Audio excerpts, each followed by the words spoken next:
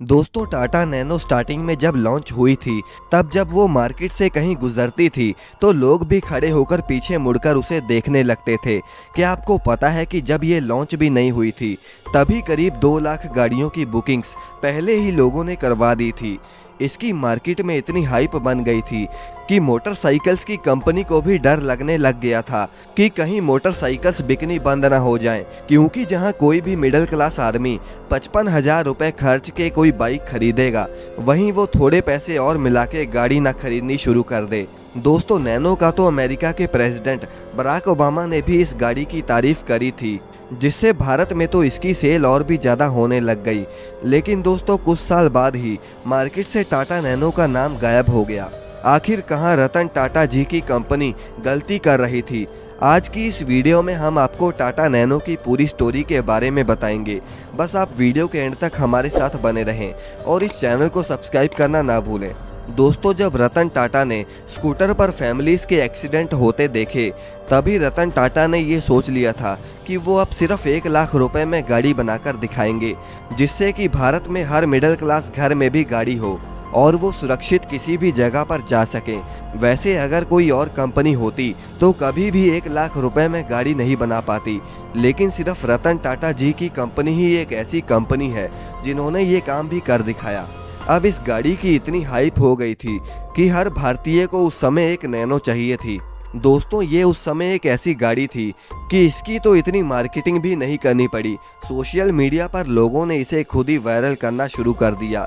इस कार को वर्ल्ड का चीपेस्ट कार का टैग दिया गया, जो कि आगे चलकर टाटा नैनो की फेलियर का सबसे बड़ा कारण बना। दोस्तों ये जो चीप वर्ड इसकी टैगलाइन में यूज़ हुआ था, इससे लोगों के दिमाग पर काफ़ी साइकोलॉजिकल इफ़ेक्ट पड़ना शुरू हो गया, जिससे लोगों को ऐसा लगने लगा कि ये बहुत ही चीप गाड़ी है, ये ज़्यादा मजबूत भी नहीं है। इसके साथ साथ इस गाड़ी की लुक थोड़ी ऑटो रिक्शा से भी मिलती थी और इसीलिए ऐसा कहा जाने लगा कि ये गाड़ी वो ऑटो रिक्शा है जो कि कवर्ड है और इसके 4 पहिए हैं। अब दोस्तों उसी बीच 2-3 गाड़ियों में आग लग गई।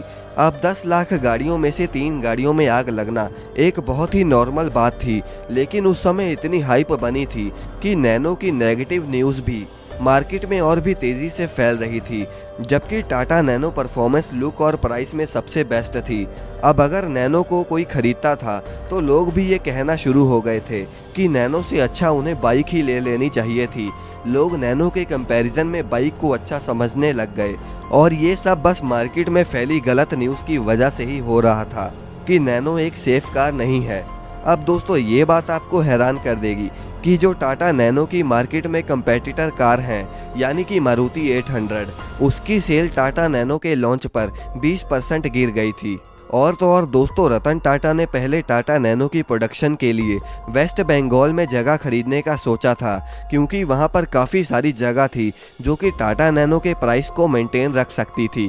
लेकिन वहां पर भी किसानों ने उनके खिलाफ प्रोटेस्ट करना शुरू कर दिया, क्योंकि वहां के सभी किसान खेती करके ही अपना गुजारा करते थे और इसीलिए इसमें रतन टाटा जी को पीछे हटना पड़ा।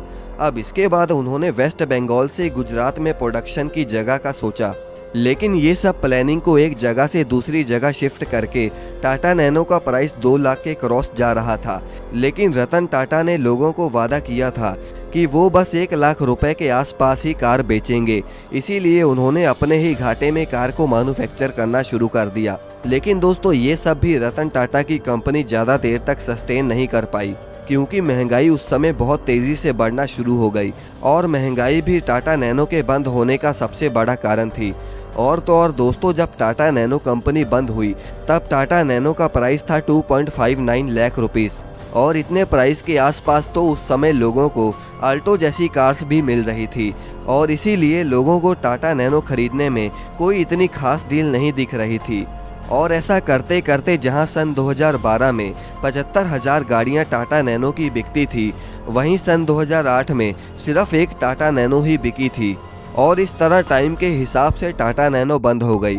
दोस्तों रतन टाटा सर के लिए एक लाइक तो बनता है और आप अपनी फेवरेट कार हमें कमेंट में ज़रूर बताएं और इस चैनल को सब्सक्राइब करना ना भूलें।